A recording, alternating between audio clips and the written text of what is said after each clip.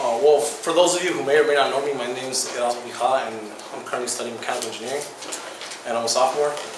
And I'll be quite honest, in my time here at the U of A, I've always been involved with SHIP, no, and that's because it's my freshman year, I wasn't involved, and that's a huge mistake.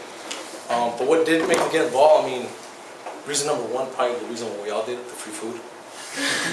And then reason number two also, coming in, well, even though I was born and raised here in Tucson, Arizona, not a lot of my friends came here to the U of A. And then also, I mean, as you guys probably walking around campus, we're in a population of over 30,000, 40,000. I'm predominantly white, so walking around, I felt like I was the only Hispanic. Like, I remember walking around and I would count how many Hispanics I'd see or how many Spanish I would hear, and I remember like I felt out of place. And then I wanted that to stop too, because so that's why I joined SHIP. And then immediately when I joined SHIP, I felt like I was no longer the minority. I mean, I remember Crystal sitting next to me, talking to me in the first meeting when I was sitting by myself, or I remember Riley and Renee being the clowns they are, making me laugh the first couple meetings too. Or Gabe and Pablo invited me to the fam dinner and the little gathering at the Vine House. Or also when Riley stayed up to me like till like 4 in the morning helping me with the physics exam.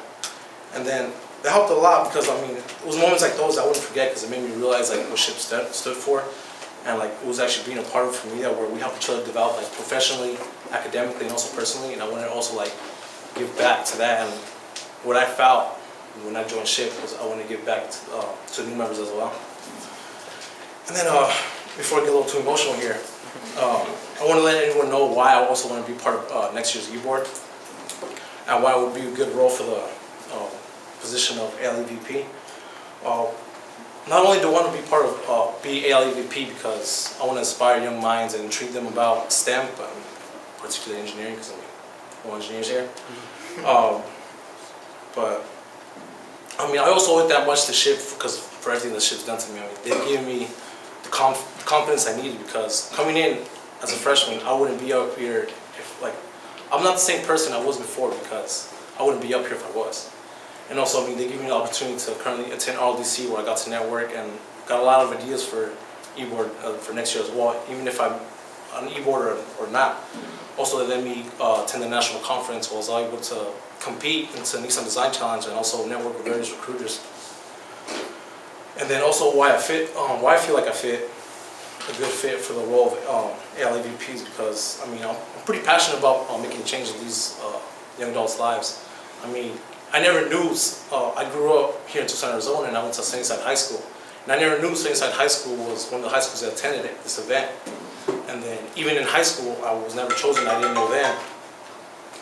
So, I mean, if I am elected, I would let that be known, like in each high school, because I know it, since I wasn't aware of it, I would want everyone to be aware of it as well. And as also, when I talked to Renee, he said one of the improvements we need to make is getting schools to come and getting more students to come.